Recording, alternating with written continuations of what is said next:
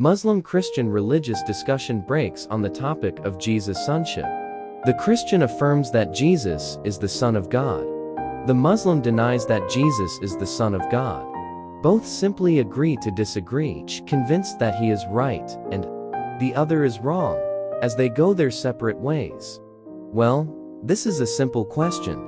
If Jesus is not the Son of God, then whose sons is he? This question is a philosophical one and has been debated for centuries.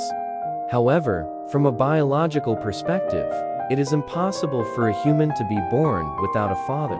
Every human being has a biological father who contributes half of their genetic material. Muslim agreed that Jesus don't have human father, so why so hard to accept that God is his father? From a Christian perspective, Jesus is referred to as the Son of God because of his divine nature and his role as the Messiah.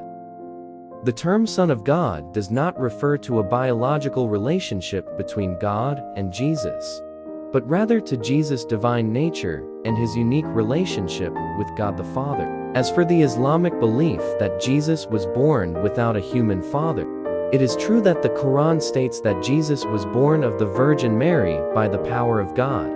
However, this does not mean that Jesus was the literal Son of God, in the sense of having a biological relationship with God. Rather, it is a reference to Jesus' miraculous birth and his special relationship with God. Then let us hear what the angel Gabriel, John the Baptist, and Jesus, what he said about himself.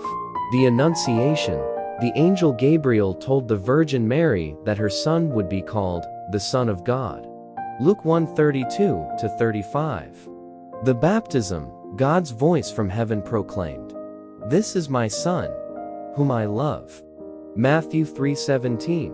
The Transfiguration. God's voice once again proclaimed, "This is my Son, whom I love. Listen to him." Mark 9-7.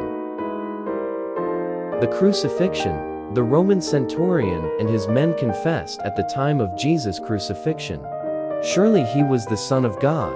Matthew 27-54. The Resurrection. Paul writes that Jesus' resurrection from the dead declared him to be the Son of God. Romans 1-4. Even the demons know Jesus is the Son of God. Whenever the evil spirit saw him, they fell down before him and cried out, "You are the Son of God." Mark 3:11. Don't you know me, Philip, even after I have been among you such a long time? Anyone who has seen me has seen the Father. How can you say, "Show us the Father"? Don't you believe that I am in the Father, and that the Father is in me? Then Jesus said to Thomas, "Put your finger here and look at my hands. Reach out your hand and put it into my side.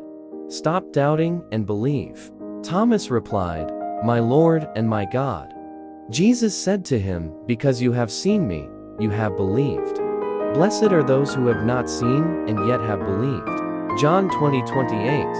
May you trust in Jesus and his teachings, as well as the accounts of those who witnessed his divine nature.